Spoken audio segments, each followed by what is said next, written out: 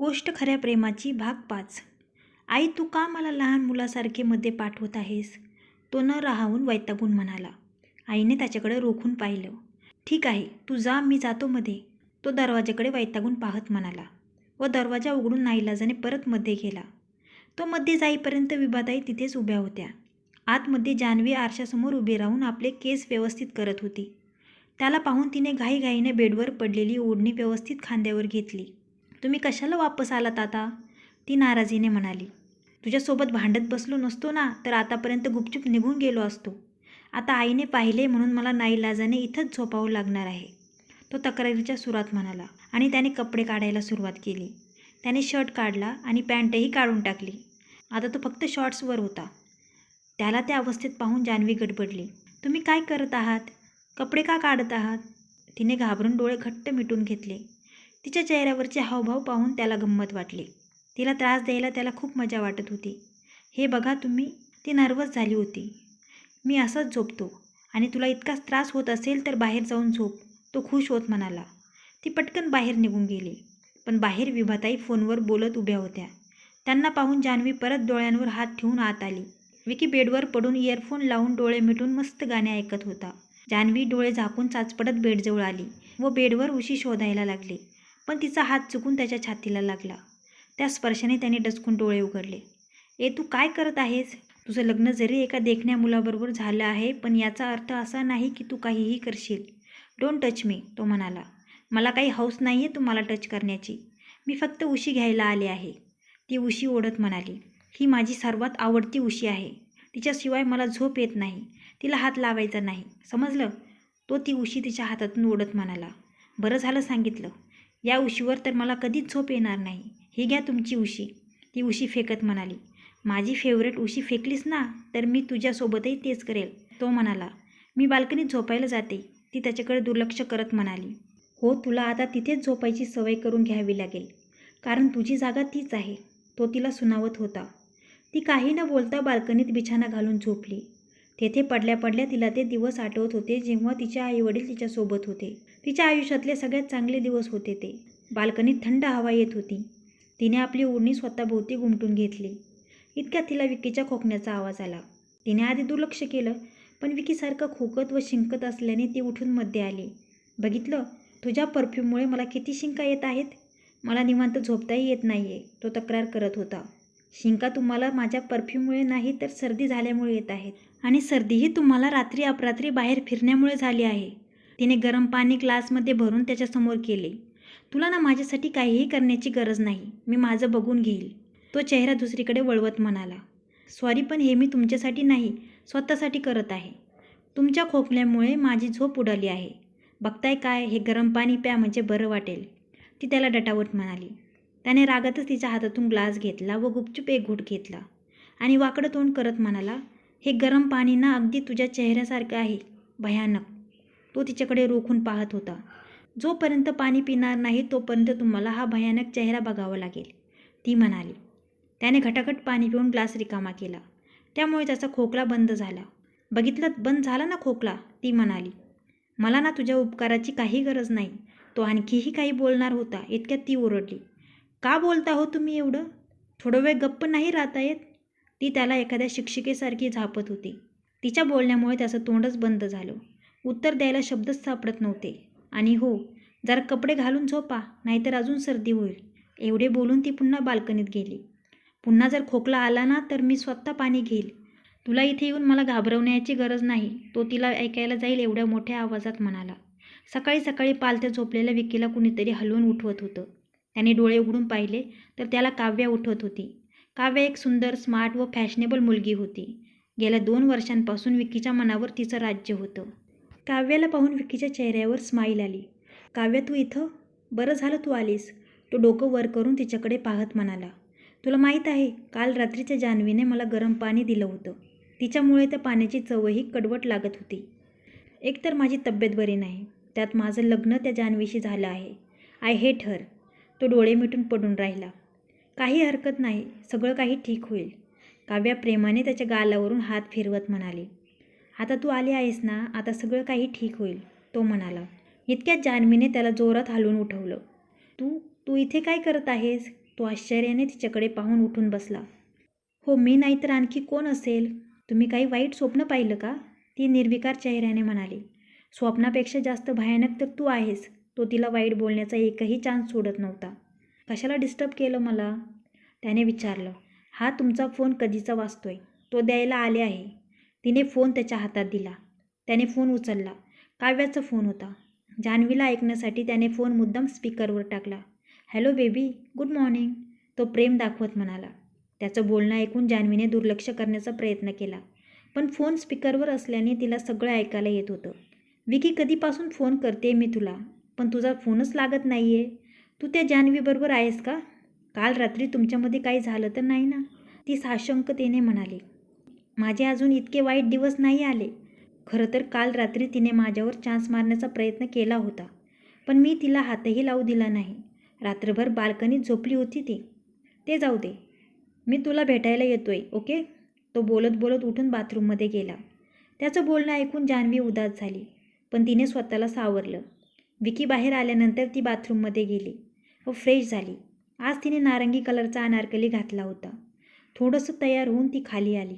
तिथे सर्वांबरोबर चहा घेतला. विकी घरातील जिममध्ये वर्कआउट करत होता. किचनमध्ये विभाताई जान्हवीला विकीसाठी कॉफी बनवायला शिकवत होत्या. आई, ही अशी कशी विचित्र कॉफी आहे? म्हणजे कॉफीमध्ये दालचिनी पावडर कोण टाकतं? ती हसत म्हणाली. जान्हवी, ही विकीची स्पेशल कॉफी आहे. तूही शिकून घे. उद्यापासून तुलाच करायची आहे, कारण आता विकीची काळजी तुलाच घ्यायची आहे, विभाताई प्रेमाने म्हणाल्या. त्यांनी कॉफी तयार करून विकीला देण्यासाठी जान्हवीच्या हातात दिली. कॉफी घेऊन त्या दोघीही वरती आल्या. विकीचा वर्कआउट झाला होता व तो कॉफीची वाट पाहत होता. विभाताईंनी जान्हवीला कॉफी घेऊन मध्ये पाठवले व त्या मात्र दारापाशीच थांबल्या. विकीची पाठ दाराकडे असल्याने त्याने विभाताईंना बघितलं नव्हतं. जान्हवीने दिलेल्या कॉफीचा एक घोट घेताच त्याने तिच्याकडे रागाने पाहिले. एकदम थर्ड क्लास आणि भयानक आहे. तुला कोणी सांगितलं कॉफी बनवायला? आई छान कॉफी बनवते. माहीत नाही आज हिला का बनवायला सांगितली, तो स्वतःशीच बडबडत होता. त्याचं बोलणं ऐकून विभाताई मध्ये आल्या. ही कॉफी बकवास झाली आहे. कॉफी मीच बनवली आहे. आजपर्यंत तू माझ्या हातच्या कॉफीची खूप स्तुती करायचास आणि आज जान्हवीसमोर तिला नावं ठेवत आहेस? त्या खोटंच रागवत म्हणाल्या. विकी आईला बघून दचकला. त्याने जान्हवीकडे रागाचा एक कटाक्ष टाकला, मग हसून म्हणाला. अगं आई, मी मजाक करत होतो. तुझ्या हातच्या कॉफीची चव काय मी ओळखणार नाही? तो कॉफी पीत म्हणाला. जान्हवी शांत उभी राहून फक्त गंमत बघत होती. कॉफी कुणीही बनवली असली तरी तू जान्हवीशी असं रूडली का बोललास? सकाळी सकाळी तिला त्रास द्यायचा आहे का? विभाताई त्याला झापत म्हणाल्या. अगं आई, असं काही नाही. मी तर फक्त गमतीने बोललो. आता नवरा बायकोमध्ये मजाक चालूच असतो ना. पण तरीही जर तुला आवडलं नसेल तर सॉरी, पुन्हा असं नाही बोलणार, तो कान पकडत म्हणाला. त्याला कान पकडताना पाहून विभाताई हसल्या.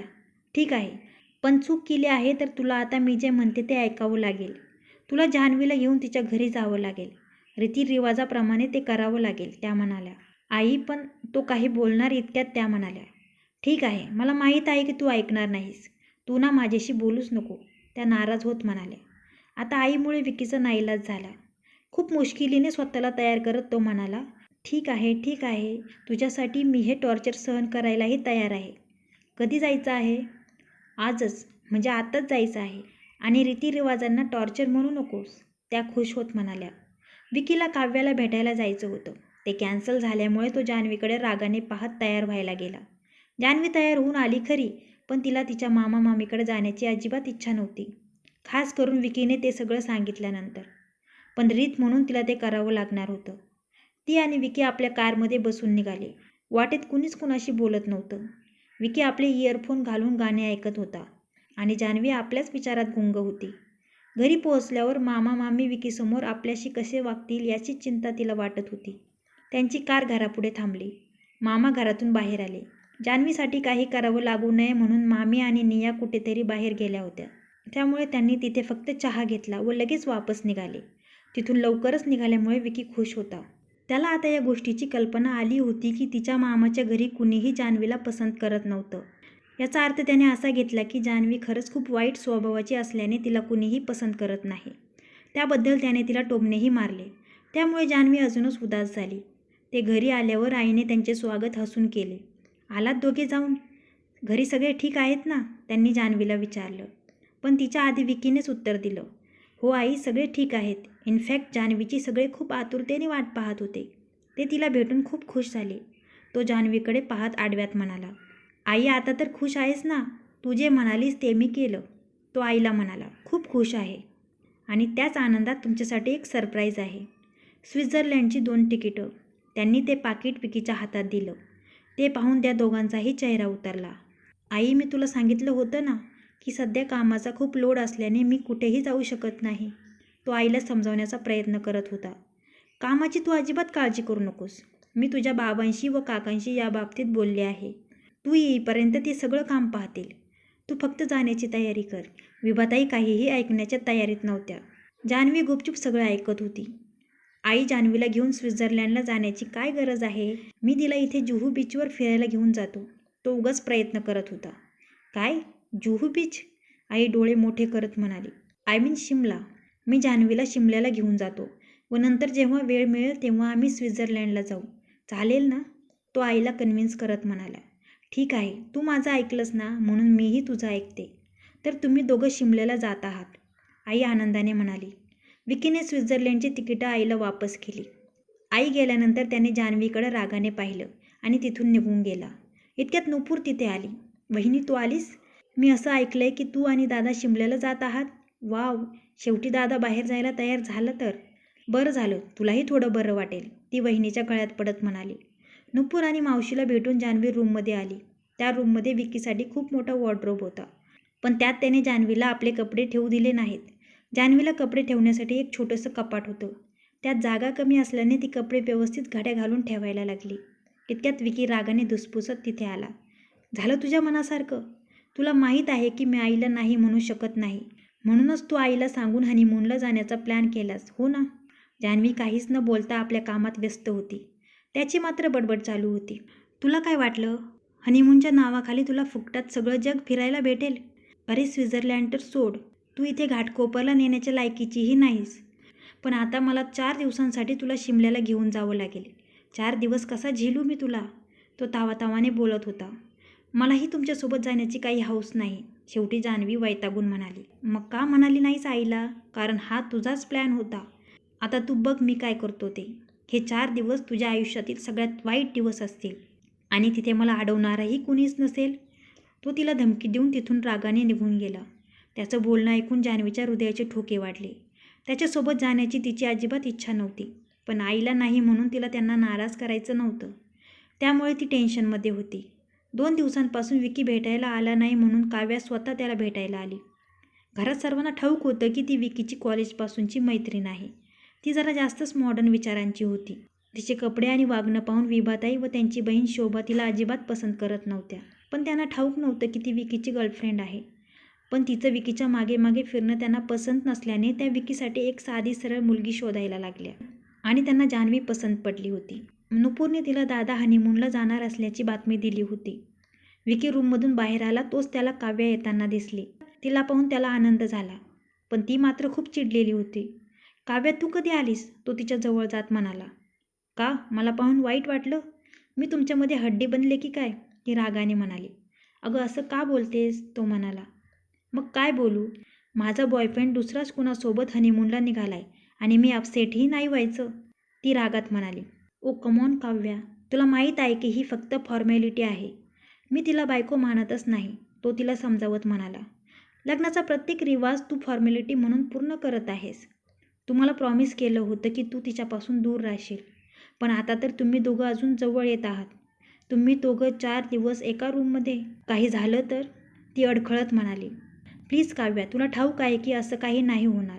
तुला माझ्यावर विश्वास नाही? विकी, मला तिच्यावर अजिबात विश्वास नाही. तिने तुला काही पाजून स्वतःच्या जाळ्यात ओढलं तर? ती काहीही करू शकते. असं काही झालं तर माझं काय होईल? ती इमोशनल होत म्हणाली. ओके चल माझ्यासोबत. तो तिचा हात धरून सरळ त्याच्या रूममध्ये आला. आई आणि मावशी मंदिरात दर्शनासाठी गेल्यामुळे त्याला त्यांचं काही टेन्शन नव्हतं. जान्हवी अजूनही तिच्या कामात व्यस्त होती. क्रमशः कसा वाटला हा भाग? जर कथा आवडली असेल तर व्हिडिओला लाईक करा आणि माझ्या चॅनलला सबस्क्राईब करा. धन्यवाद.